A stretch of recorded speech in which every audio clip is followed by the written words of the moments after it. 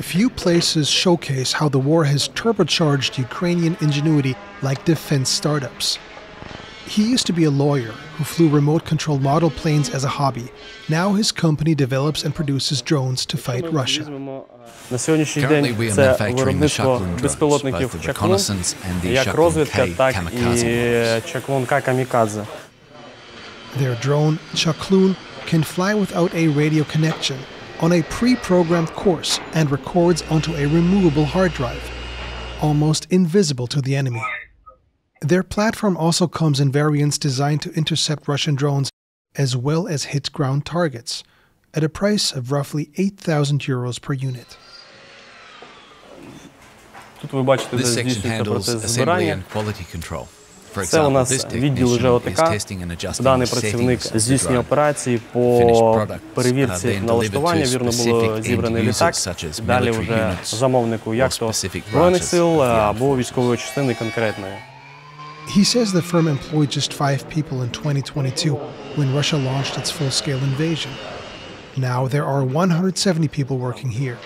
Last year they produced nearly 1,200 drones. These are Deep Strike UAVs, a new product for the company. The innovation is clear and demand is growing, but meeting that demand is hard. Many skilled workers were mobilized, so we've had to train new employees. Additionally, sourcing high-quality components, especially engines and regulators from abroad, presents challenges. However, Ukrainian companies are increasingly producing components domestically, reducing our reliance on imports. Щоб ми не були залежні від інших держав. That's what Ukraine's president has called for. He wants the country's defense industry to play a bigger role in supplying the troops and for allies to invest to make it possible. This would make Ukraine less dependent on increasingly unpredictable partners like the US. Denmark last year became the first country to send Ukraine money rather than weapons. It financed the production of 18 self-propelled Bogdana howitzers. Other countries are now following that model. Just a few years ago, the Ukrainian defense industry was in a bad shape. Now, despite or because of the war, Ukraine is on its way to becoming a leader in Europe. Ukrainian Armor has become the largest arms producer in Ukraine. Their portfolio includes armored vehicles, missiles, mortars, and of course, drones. And they could expand if the Ministry of Defense had the money to increase their orders, CEO Vladislav Belbas tells us. Our demand is limited.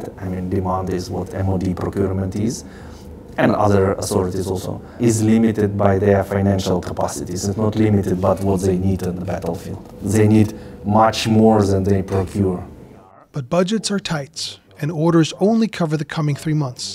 The Russians, on the other hand, are seemingly winning the arms production race, despite Ukraine's huge upscaling.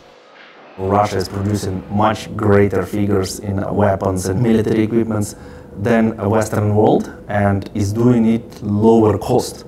So they can utilize the same budgets for much bigger quantities of ammunition, weapons, etc. So we see that Western world is still going to increase. It's still progressing very slowly. They have progress. They have like 10, 20, 30%. And in Ukraine we have doubled, tripled every year the production capacities with relatively low expenditures. Ukraine's ingenuity could solve some of its problems if it can scale up production. That could be helped by foreign investments, enabling the homegrown industry to play a greater part in defending the country.